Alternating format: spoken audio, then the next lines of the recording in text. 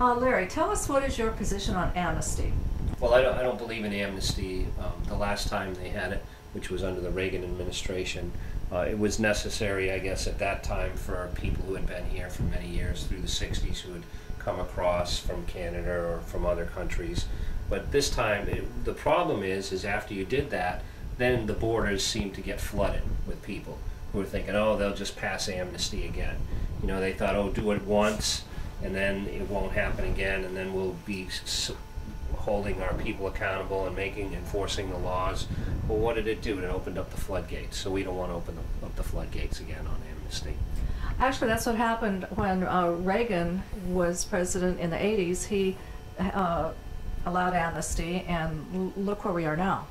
That's right. That's what I mean. I mean, it didn't stop anything at the border. If anything, it encouraged more people to come across. So we can't do the same thing over again. What are your thoughts? I've heard this talked about. I'm sure you have too. What are your thoughts on our legislature now is full time? What would be your thoughts of making it a part-time legislature, and then the scoundrels would have to get a job? Yeah, I wouldn't oppose that. I would support that. You know, I think they have too much time on their hands right now. They're making too many laws. You know, the legislature, their job is to manufacture laws. And if they're up there in Sacramento all this time, they just keep creating law after law after law. So, and all these laws create regulations, they create big government, they create bureaucracies, they create taxes, they create fees, they create fines, and they start crippling our economy after a while. So, you know, I think they've got too much time on their hands. You know, they did that no cussing week law, which right when they did that, they passed that law, and then of course our vice president is you know, swearing at a news conference with the president, with all the top people talking about the health care bill, how it was so great. Such a big deal. Such a big deal, yes, and using that expletive to describe it.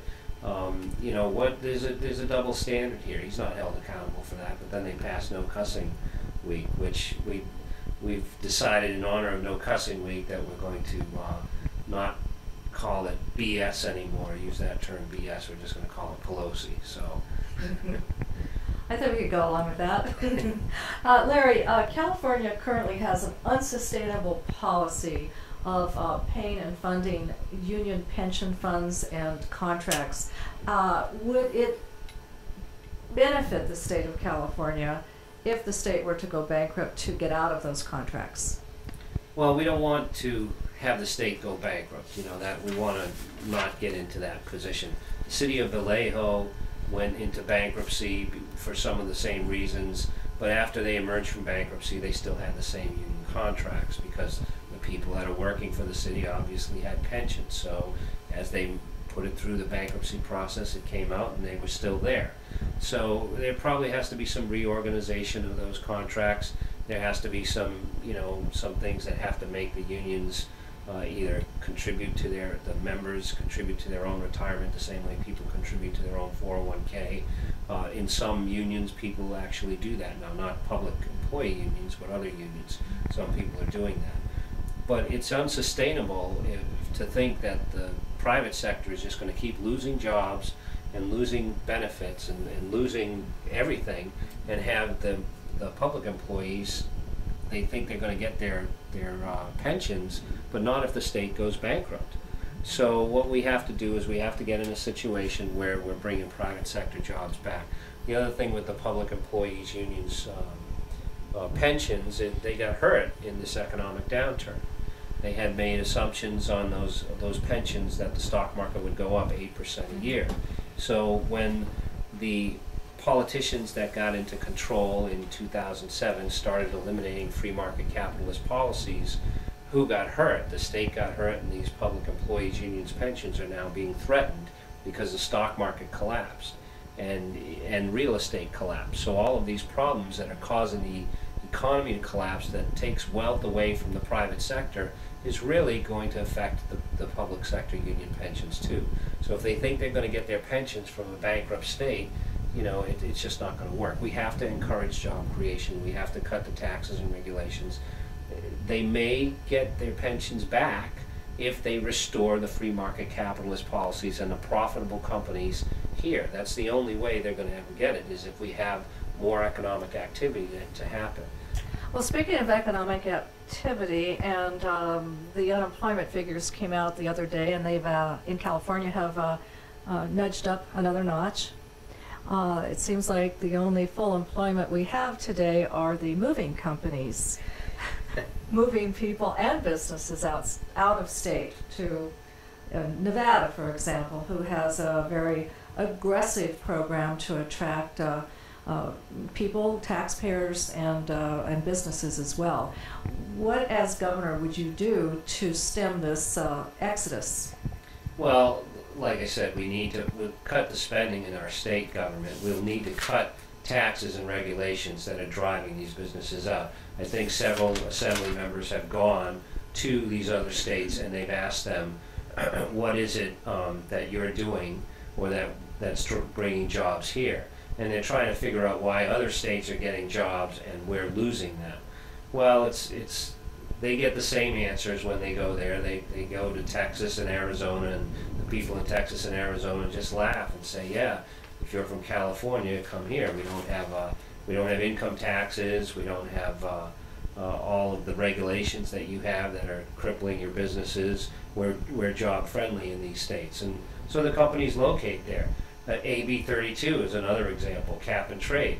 You know, that's crippling our trucking industry and just creating nonsense regulations over everybody on energy usage, and it's just driving more and more businesses out of state. We have to get back to bringing the jobs back to the state. And the biggest thing here in this state is these nonsense environmental regulations that are being put on every business or every construction company or everyone who wants to do some kind of economic activity here. And that's being used to ration our supplies and to control things. But you know, sometimes the more you try and take control, the more control you lose, and we're losing these businesses. They're fleeing the state. Is it true that in Sacramento there is a proposal on the floor, and this is something that everybody can identify with, to, for example, control the thermostat in your house? Well, I think that's in AB 32, yes. In Sacramento, they're trying to control the type of car that you have, whether it be painted black or not. I think in AB 32 all these regulations are in there. How much air pressure is in your tires, or in the federal cap and trade bill also. It is draconian measurement of everything. The reason they put these smart meters in your homes, they can now measure, you know, what your electric usage at certain times of the day. And if they believe that you're using too much electricity, they can turn it off at the source. So, you know, some of these things that are being put in place make absolute no sense. I mean, if we have higher electricity usage because our population's growing, build another power plant. You know, put windmills out there. You know, don't put solar panels. You know, build a gas-fired power plant which can generate electricity, can come on and off, and meet the peak demand when you need to meet the peak demand, and then turn it off when you don't need to. Gas is very, very usable in that respect. You know, windmill, you gotta, when the wind's blowing.